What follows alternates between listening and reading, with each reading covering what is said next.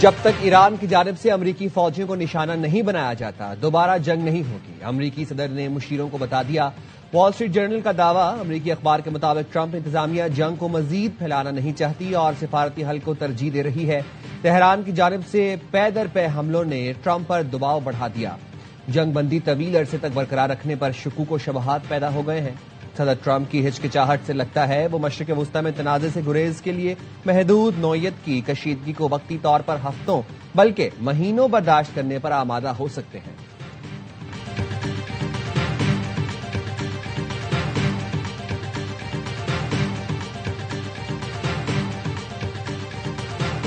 The negotiation itself has gone very well, actually. But if it happens, it could happen like over the weekend. When it's over, as of this moment, it's agreed that we will go in with them, we will get it, and we will destroy it. We actually spoke with Hezbollah for the first time ever. We didn't know they spoke. Iran کے ساتھ مذاکرات اچھے جا رہے ہیں، ہم ایران کا uranium حاصل کر کے اسے تباہ کریں گے۔ امریکی صدر ڈونلڈ ٹرمپ کہتے ہیں ہو سکتا ہے ہفتے کے آخر تک ایران سے مذاکرات میں کوئی پیش رفت ہو۔ ایران کے ساتھ معاہدے پر دستخط کے قریب ہیں، ہم نے پہلی بار حزب اللہ سے بھی بات کی ہے۔ حزب اللہ نے اسرائیل پر حملہ نہ کرنے کی یقین دہانی کرائی، اسرائیل نے بھی لبنان پر حملہ نہ کرنے کی یقین دہانی کرائی ہے۔ معاہدہ ہوتے ہی آبنائے ہرمز مکمل کھل جائے گی۔ On this vote, the yeas are 215 and the nays are 208. The concurrent resolution is adopted.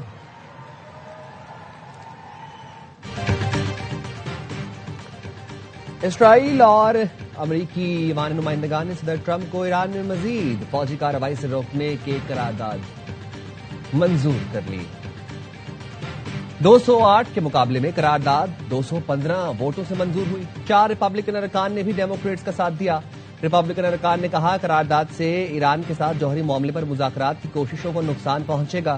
Chairman خارجہ کمیٹی برائن مسک نے قرارداد پر ووٹنگ کو غیر ضروری اقدام قرار دیا۔ قرارداد اب بھی ریپبلکن کے زیر کنٹرول امریکی سینٹ کی منظوری کی محتاج ہے۔ ٹرمپ اس کو ویٹو بھی کر سکتے ہیں۔ ویٹو کو کالعدم قرار دینے کے لیے دونوں ایوانوں میں 2/3 اکثریت درکار ہوگی۔ ہماری عسکری پوزیشن اس سے زیادہ مضبوط ہے جتنی جنگ سے پہلے تھی۔ تنازع کے دوران بھی ایران ہتھیاروں کی پیداوار برقرار رکھنے میں کامیاب رہا۔ ایرانی وزیر خارجہ عباس عراقچی کہتے ہیں جتنی دیر بھی ضرورت پڑی ہمارے پاس جنگ کو جاری رکھنے کی صلاحیت موجود ہے۔ جنگ اس کا یہ مطلب نہیں کہ ہم جنگ چاہتے ہیں۔ لبنانی چینل سے انٹرویو میں کہا امریکہ کے ساتھ رابطے منقطع نہیں ہوئے لیکن مذاکرات میں کوئی پیش رفت نہیں ہے۔ اسرائیل بیروت پر حملہ کرے گا تو ایران فیصلہ کن جواب دے گا۔ ایران اور امریکہ تبادلے کیے گئے متن کا جائزہ لے رہے ہیں۔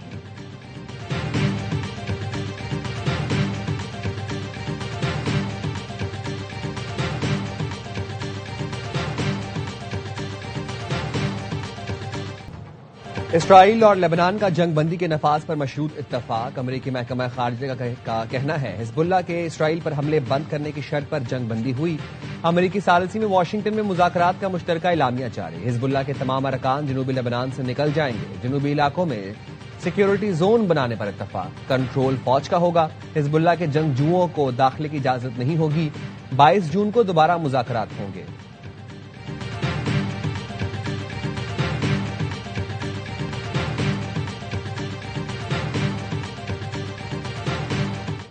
President confirmed that he said crazy. How did you react to that? Well, I'm not going to get into details of our conversation. So we have common goals. Sometimes we have, as in the best of families, you have these tactical disagreements. We always find a way to work them. امریکی صدر Trump نے آپ کو پاگل کہا۔ اسرائیلی وزیر اعظم Nitin Yahoo صحافی کے سوال پر ہنس پڑے۔ دبے لفظوں میں امریکی میڈیا کی خبر کی تصدیق کر دی۔ بولے بات چیت کی تفصیل نہیں بتا سکتا، بعض اوقات اختلافات ہو جاتے ہیں۔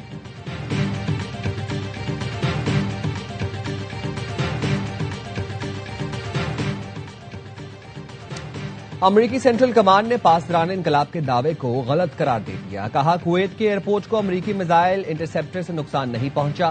پاسداران انقلاب نے دعویٰ کیا تھا کویتی ایئرپورٹ پر حملہ ایران نے نہیں کیا بلکہ امریکی دفاعی سسٹم کی خرابی سے ہوا۔ گزشتہ روز ایران نے کویتی ایئرپورٹ پر حملے کو جوابی کارروائی قرار دیا تھا۔ سینٹ کام نے کہا حقیقت یہ ہے کہ ایران نے دانستہ منصوبہ بندی کے تحت اور بلا جواز ڈرونز کے ذریعے شہری ہوائی اڈے کو نشانہ بنایا۔ سینٹ کام نے بحیرہ عمان میں امریکی بحریہ کے جنگی جہاز کو نشانہ بنانے کا ایرانی دعویٰ بھی جھوٹ قرار دیا۔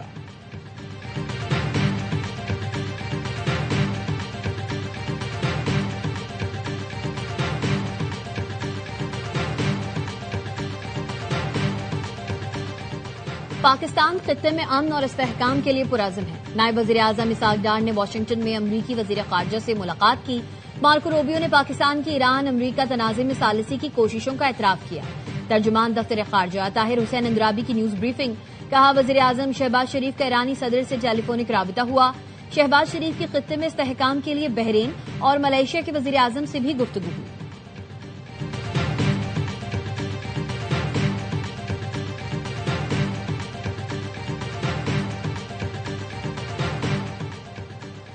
نائب وزیر اعظم اسحاق ڈار اور پی پی وفد میں ملاقات. مسجد پر اختلافات برقرار. پیپلز پارٹی اور حکومت کے درمیان ملاقات میں پیش رفت نہ ہو سکی. پیپلز پارٹی اور حکومت کے درمیان معاملہ سینئر قیادت کی سطح پر زیر بحث آئے گا. اسحاق ڈار آصف زرداری اور بلاول بھٹو سے ملاقات کریں گے. ذرائع کے مطابق بلاول بھٹو نے پارٹی کی کمیٹی کو بجٹ پر حتمی فیصلے سے روک کر بجٹ پر حکومت سے خود مذاکرات کرنے کا فیصلہ کیا ہے. وہ گلگت بلتستان سے واپسی پر حکومت سے بات چیت کریں گے. بلاول بھٹو 6 جون کو گلگت سے اسلام آباد واپس پہنچیں گے. وزیر اعظم شہباز شریف سے ملاقات کا امکان.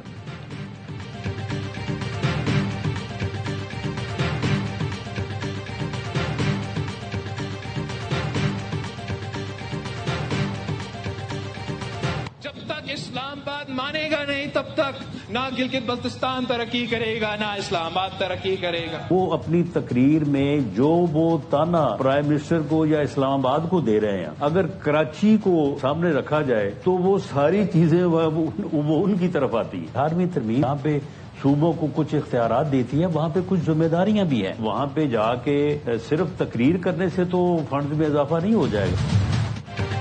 حکومتی اتحاد میں درار. نون لیگ اور پی پی آمنے سامنے آ گئے. بلاول بھٹو کا 18ویں ترمیم پر اسلام آباد کو صوبوں کا حق حاکمیت تسلیم کرنے کا مشورہ. وزیر اعظم کے مشیر رانا ثناء اللہ بولے 18ویں ترمیم نے صوبوں کو اختیارات کے ساتھ ذمہ داری بھی دی. جی بی میں جا کر صرف تقریر کرنے سے فنڈز میں اضافہ نہیں ہو سکتا. بلاول جن باتوں کا ذکر کرتے ہیں وہ سب کراچی میں ان پر لاگو ہوتی ہے. کراچی کو چلانا ہے تو الگ بلدیاتی نظام دینا ہوگا. جتنے مسائل ہیں وہ اس کے حل میں خود مختار بھی ہوں. صوبوں کے موجودہ نظام میں مناسب تبدیلی کی جائے تو آسانی ہوگی. بلدیاتی اداروں کو اختیار دینا ہوں گے یا پھر انتظامی بنیاد پر ڈویژن کرنا ہوگی. پروگرام آن مائی ریڈار میں گفتگو. کہا بے نظیر انکم سپورٹ پروگرام میں بے پناہ کرپشن ہے. پنجاب کی حد تک ڈیٹا ٹھیک نہیں. یہ لوگوں کو بھکاری بنانے والی بات ہے. 3 مہینے میں 13 سے 17 ہزار دیں تو اس کا کیا فائدہ. بی آئی ایس پی کے دوران غربت بڑھی ہے, ختم نہیں ہوئی.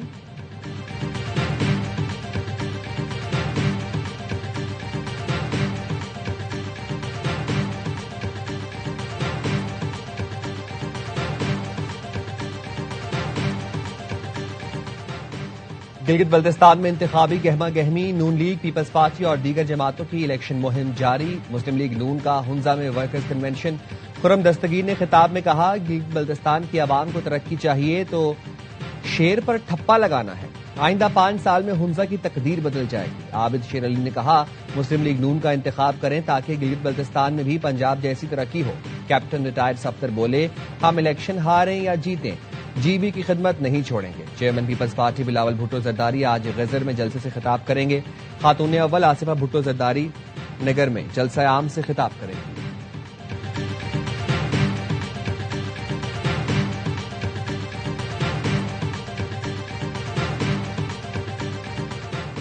وفاقی وزیر داخلہ محسن نقوی اور سندھ کے سینئر وزیر شرجیل انعام میمن کی ملاقات. امن و امان, بین الصوبائی تعاون, منشیات کے خاتمے اور عوامی خدمات کی بہتری کے امور پر گفتگو.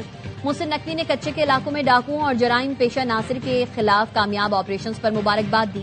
شرجیل انعام میمن نے کہا وفاق اور صوبوں کے درمیان مؤثر رابطہ اور تعاون قومی چیلنجز سے نمٹنے کا بہترین ذریعہ ہے. سندھ حکومت جرائم کے خاتمے, امن کے قیام اور عوام کے تحفظ کے لیے کاوشیں مزید تیز کرے گی. محسن نقوی نے کہا امن و امان کے قیام, منشیات کی روک تھام میں وفاقی حکومت ہر ممکن تعاون فراہم کرے گی. سندھ پولیس نے چیلنجنگ حالات میں امن کی بحالی کے لیے قابل ستائش کردار ادا کیا.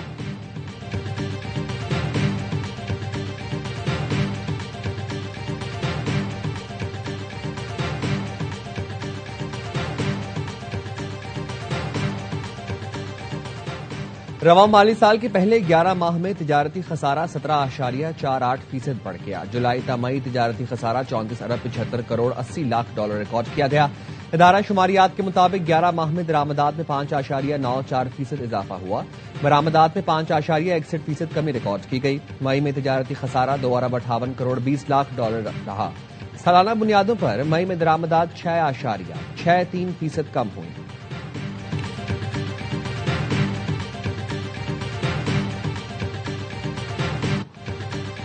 اسرائیل کی غزہ کے مختلف علاقوں میں رہائشی اپارٹمنٹس پر بمباری، 4 بچوں سمیت 9 افراد شہید. فلسطینی حکام کے مطابق 11 اکتوبر کی جنگ بندی کے بعد سے اب تک 936 فلسطینی شہید اور 2903 زخمی ہو چکے. محکمہ صحت کا کہنا ہے غزہ میں تباہ شدہ عمارتوں کے ملبے تلے سے اب تک 781 لاشیں نکالی جا چکی.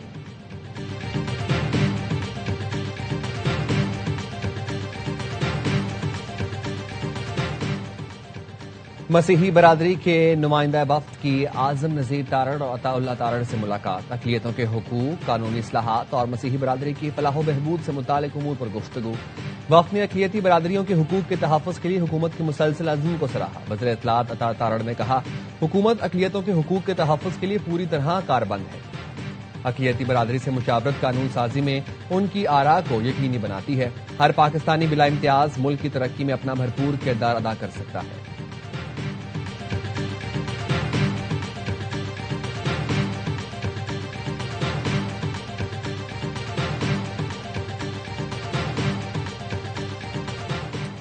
آزاد کشمیر قانون ساز اسمبلی کا اجلاس آج دن 2 بجے ہوگا. آزاد کشمیر کی موجودہ صورتحال پر بحث کی جائے گی.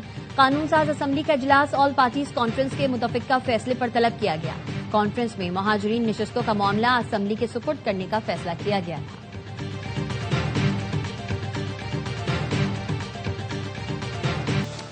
کوئٹہ میں پیٹرول اور ڈیزل کی قلت. شہر کے 60 رجسٹرڈ پمپس میں سے صرف 2 کھلے ہیں جن پر لمبی قطاریں لگی ہیں. لوگوں کو شدید مشکلات کا سامنا ہے. کہتے ہیں گھنٹوں لائن میں کھڑے رہنے کے بعد بھی پیٹرول نہیں مل رہا.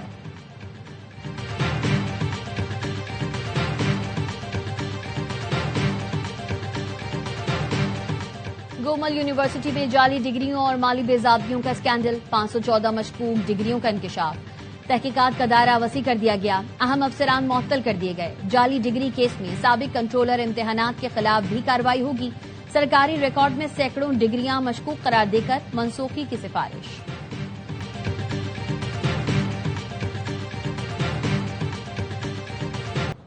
کراچی میں رینجرز اور ایس آئی یو پولیس کا جمیل چھانگا گروہ کے خلاف آپریشن. ملزمان کی قانون نافذ کرنے والے اداروں پر فائرنگ.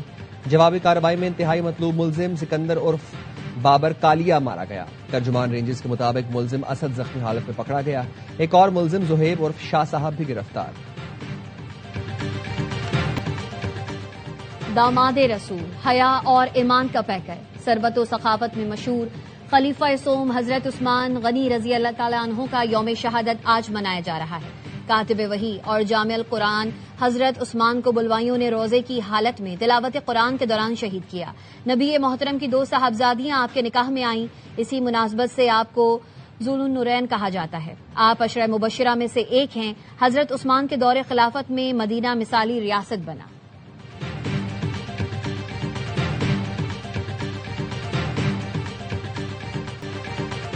برطانیہ میں 18 سال کے نوجوان کے قتل کے خلاف پرتشدد احتجاج. پولیس سے جھڑپ، 11 اہلکار زخمی. 100 سے زائد مظاہرین کو گرفتار کر لیا گیا. ہنری کو ایک سکھ لڑکے نے چاقو سے حملہ کر کے زخمی کیا تھا. پولیس نے ہنری کو فوری اسپتال پہنچانے کے بجائے دونوں کو پکڑ کر ہتکڑی لگا دی تھی. چیف کانسٹیبل نے ہنری کی گرفتاری پر معافی مانگ لی. برطانوی وزیر اعظم نے زخمی نوجوان کی گرفتاری کو پریشان کن قرار دیا. کہا ویڈیو دہشت ناک ہے، معاملے کی تہہ تک جائیں گے.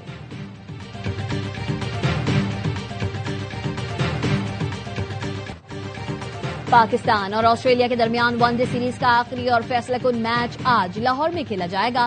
قومی ٹیم میں کسی تبدیلی کا امکان نہیں. 3 میچز کی سیریز 1-1 سے برابر. پہلے ون ڈے میں ناکامی کے بعد کینگروز نے زبردست واپسی کرتے ہوئے گرین شرٹس کو 41 رن سے شکست دی تھی.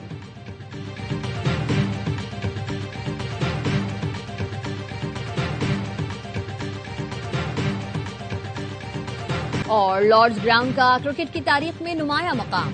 تاریخی میدان ریکارڈ 150ویں ٹیسٹ کی میزبانی کرے گا. انگلینڈ اور نیوزی لینڈ کے درمیان پہلا ٹیسٹ آج سے شروع ہوگا. لارڈز میں سینچری بنانا اور 5 وکٹس لینا بڑا اعزاز ہے. جو بھی یہ کارنامہ کرتا ہے اس کا نام بورڈ پر سج جاتا ہے.